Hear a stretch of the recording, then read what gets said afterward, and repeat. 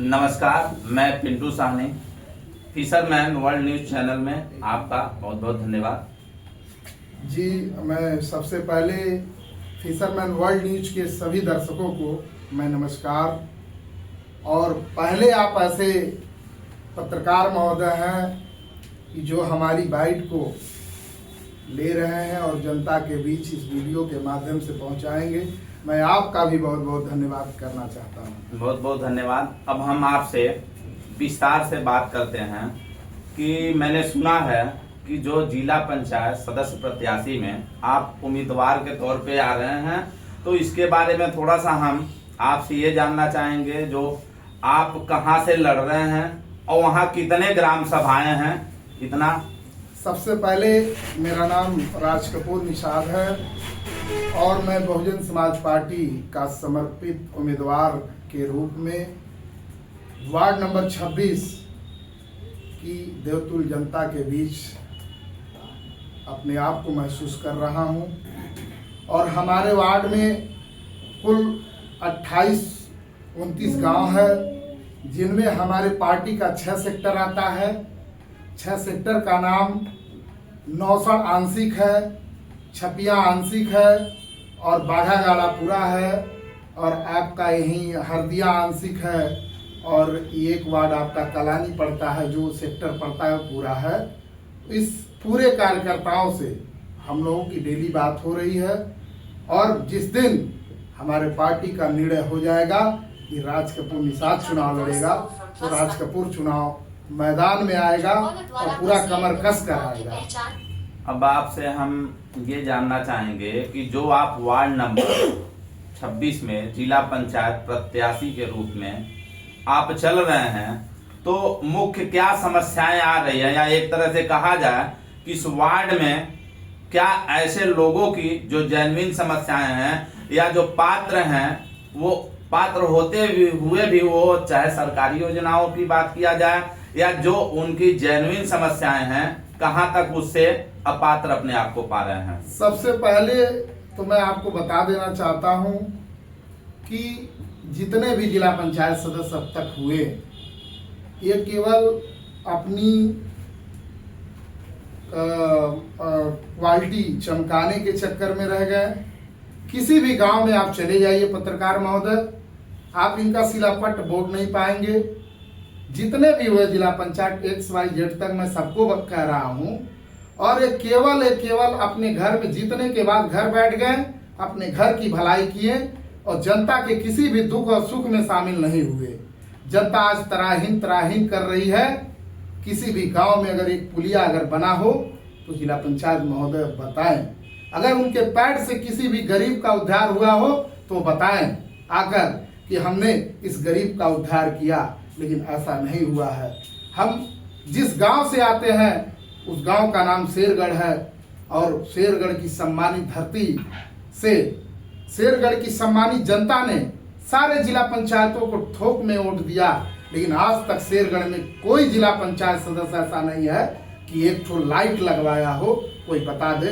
मैं आपके चैनल के माध्यम से मैं पूछना चाहता हूँ। आज मैं जिस सेक्टर में मैं जाता हूं, मैं अपने सेक्टर के अध्यक्ष से पूछता हूं, तो सेक्टर का अध्यक्ष यही कहता है कि मुझे तो बहुजन समाज पार्टी का नेता बताकर मेरे काम को नहीं किया जाता है। मैं कहना चाहता हूं उन अध्यक्षों से कि आप एक बार इस भाई को जिता कर देखिए। मैं जिला पंचायत के उस सदन में जितने भी जिला पंचायत होंगे, सबसे मैं लोकप्रिय जिला पंचायत सदस्य हूँगा, ये मेरा वादा है। एक चीज आप ये हमको बता दीजिए, जो आप अपने जिला पंचायत के जितने ग्राम सभाएं आ रही हैं उसमें आप घूम रहे हैं, चल रहे हैं, तो क्या ऐसी जेन्युइन समस्याएं आ रही हैं लोगों की कि जो जिसको अगर कहा जाए कि प्राथमिकता के तौर पे आप अपने आप को पा रहे हैं? जैसे मैं जो ग्राम पंचायत में चल रहा हूँ, उस ग्राम पंचायत में बहुत बड़ी समस्याएं हैं। जो बहुत से जो निहायत गरीब हैं उनका आवास नहीं पास हुआ, जो गरीब नहीं है उसका आवास पास हो गया। बहुत से ऐसी ग्राम सभाएं हैं जहां नाली बचक रहे हैं, नालियों में कीड़े हैं, कीड़े रोड पर आ गए हैं, लेकिन वहां सफाई नहीं हो रही है। ये किसी की अगर कमी है तो जिला पंचायत सदस्य और ग्राम पंचायत सदस्य की कमी है, ग्राम प्रधानों की कमी है, यहाँ के सिस्टम की कमी है।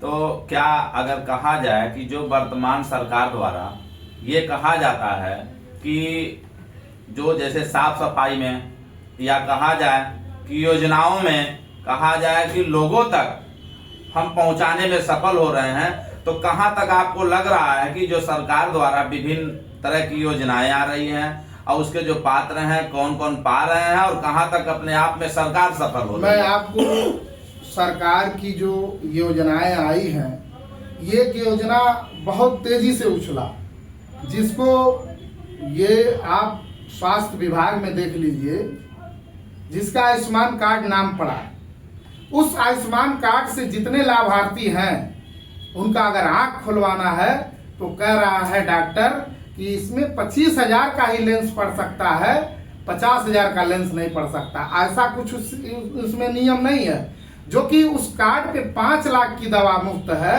लेकिन वो सरकार की जितनी योजनाएं हैं सब खोखले हैं। जमीन पे आइए और जमीनी ग्राउंड पे देखिए सारे उनके जितने योजने हैं सब खोखले हैं। किसी गरीब को लाभ नहीं हुआ इनकी योजना से।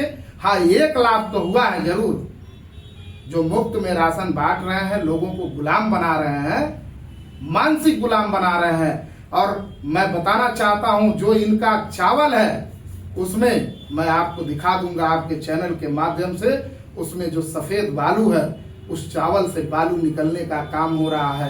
प्लास्टिक का उसमें चावल मिलाया जा रहा है।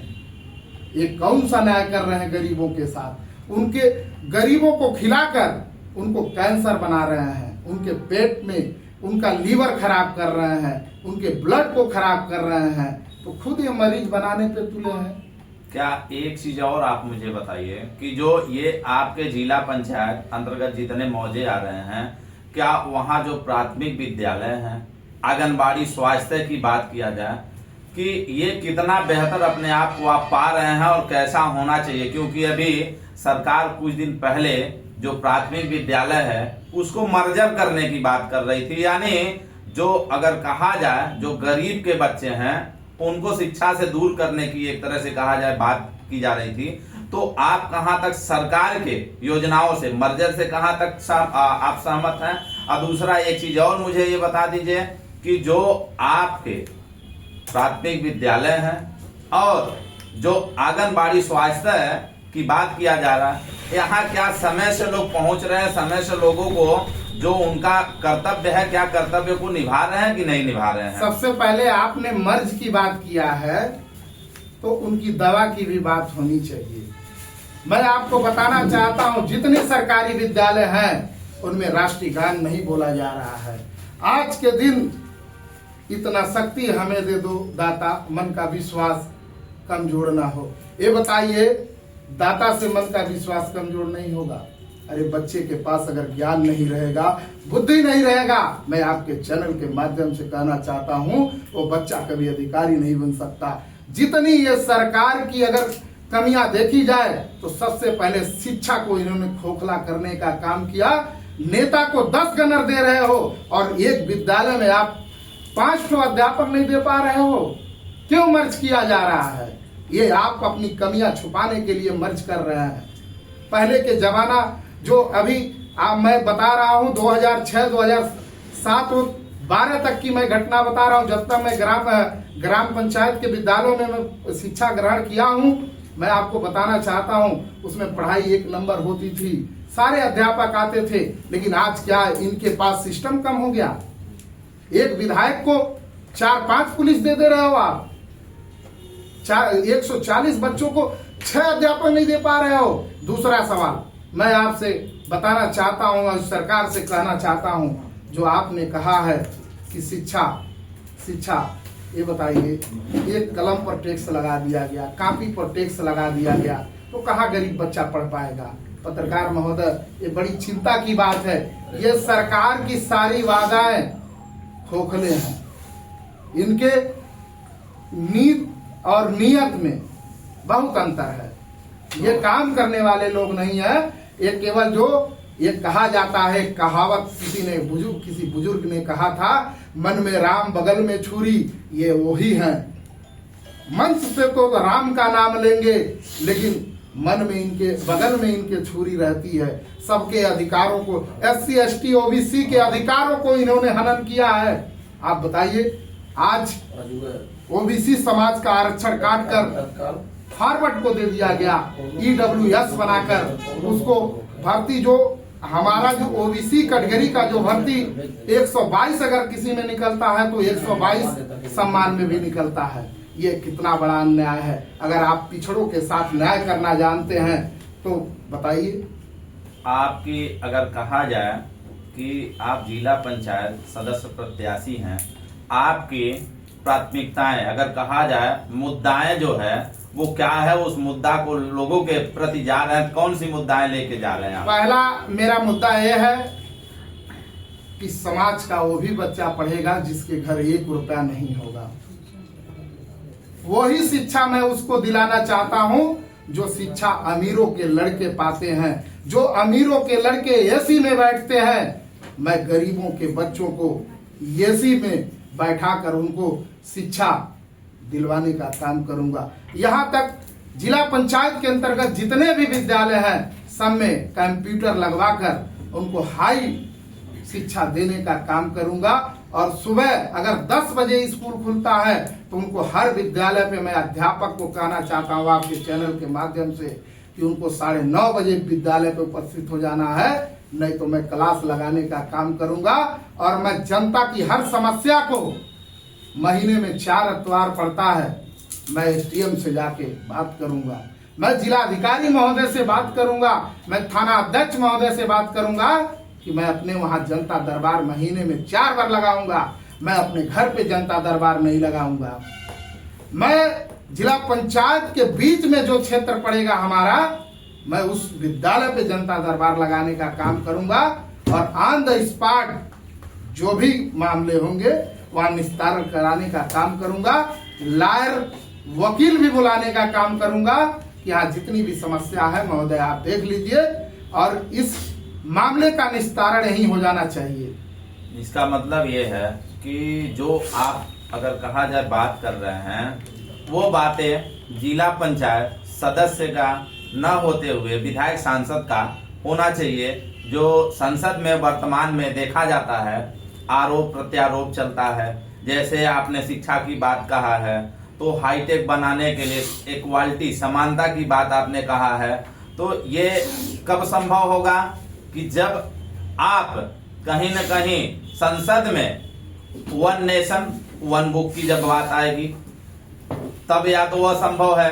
दूसरा, लोगों की अगर आप समस्या आवाज बन रहे हैं जेन्युइन समस्या को लेके, तो कहीं न कहीं अपने आप को जो अगर कह रहे हैं, तो क्या इतने दिन तक, मैंने अब तक 5 साल लगभग होने वाले हैं, चुनाव होने वाले हैं, तो क्या कुछ ऐसा रह गया है कि जो जिला पंचायत सदस्य प्रत्याशी होते हुए जो कराना चाहिए, कि आपको देखने में ऐसा है कि कहीं कुछ बाकी रह गया है कि ये होना चाहिए था, ये नहीं हुआ, और ये नहीं तो ये, या कहीं ऐसा देखा जाए कि जो जिला पंचायत सदस्य के मौजा जितने हैं उसके अंतर्गत कुछ ऐसी कमियां दिख रही हैं?